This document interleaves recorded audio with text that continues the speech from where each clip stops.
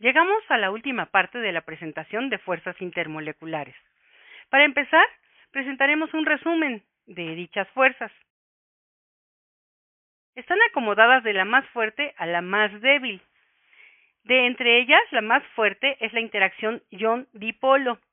Ustedes pueden observar que la magnitud de la fuerza depende del inverso de la distancia que separa a las partes interactuantes. La potencia a la que está elevada R nos dice qué tan rápido decae la interacción. Por eso, podemos decir que la interacción ion-dipolo es de corto alcance. La que sigue es la interacción dipolo-dipolo.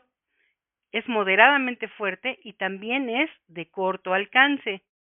Continuamos con la interacción ion-dipolo inducido, que es débil y de muy corto alcance.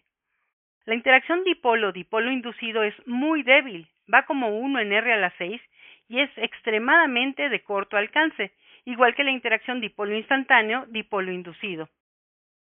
Pues bien, con esto terminamos el resumen de las fuerzas intermoleculares. Ahora veamos, ¿en qué fenómenos físicos podemos observar la manifestación de estas fuerzas? Primero, pensemos en la vida cotidiana. ¿Alguna vez han ido de paseo a una montaña? ¿Se les ha ocurrido hacerse un té en una montaña? Para hacer un té se requiere extraer las sustancias aromáticas de una planta con agua, a temperatura muy alta, cerca de los 100 grados centígrados. Si estás en una montaña, las moléculas de agua para preparar el té no alcanzarán esta temperatura. Mucho antes se escaparán hacia la fase gas y no podrás saborear el té. ¿Por qué? Las fuerzas de interacción son menores a menor presión atmosférica. De la misma manera, no podrás saborear un huevo cocido. Aquí pueden ver al huevo muy orgulloso de haber salido ileso del proceso de cocción. Hablando de presión atmosférica, vamos a ver cómo funciona una olla de presión. Consiste en un recipiente con una válvula que limita la presión, liberando el vapor cuando se llega a un límite establecido. Ese límite es de casi 2 atmósferas. Eso es como estar 20 metros bajo el agua. Normalmente, la presión levanta un tope permitiendo que el vapor escape, manteniendo la presión constante y por lo tanto la temperatura. De esta manera, se consigue que los alimentos dentro de la olla alcancen una temperatura más alta de la que alcanzarían en una olla normal.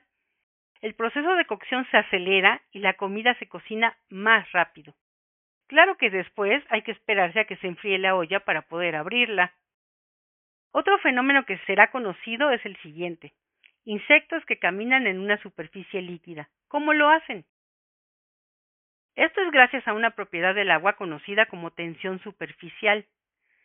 ¿Qué es esta tensión superficial? La cohesión de las moléculas en la superficie del agua es mayor que en el interior del líquido.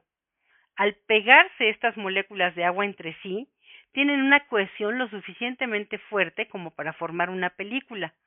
La superficie puede compararse a un brincolín y por ese motivo los animales, los insectos, pueden caminar en la superficie. Y hablando de animales que caminan sobre el agua, también hay animales que pueden caminar sobre las paredes. Hablemos de los gecos y las fuerzas intermoleculares. El pie de un gecko tiene huellas que constan de alrededor de 500.000 de vellos de queratina. Cada uno de estos vellos tiene cientos de proyecciones de diámetros nanométricos, incluso más pequeños, que terminan en forma de espátula. Esas espátulas son las que se adhieren a las superficies. Existen muchas hipótesis sobre el origen de esta adhesión.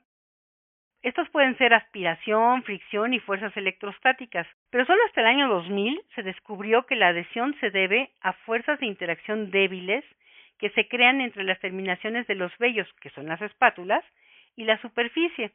Aunque son débiles y despreciables en la mayoría de los casos, estas fuerzas de interacción se vuelven significativas a pequeña escala. En el caso de las patas de los gecos, cada pequeña espátula puede desarrollar una fuerza atractiva de 0.4 micronewtons. Aunque aparentemente es muy pequeña, la suma de todas las vellosidades permite producir una fuerza de adherencia de 10 newtons. Impresionante, ¿no? Para terminar, vamos a ver en qué propiedades físicas intervienen. Bueno, pues en propiedades termodinámicas como el punto de ebullición, como el punto de fusión, en la viscosidad y en la tensión superficial. Pues bien, con eso terminamos la presentación de las fuerzas intermoleculares.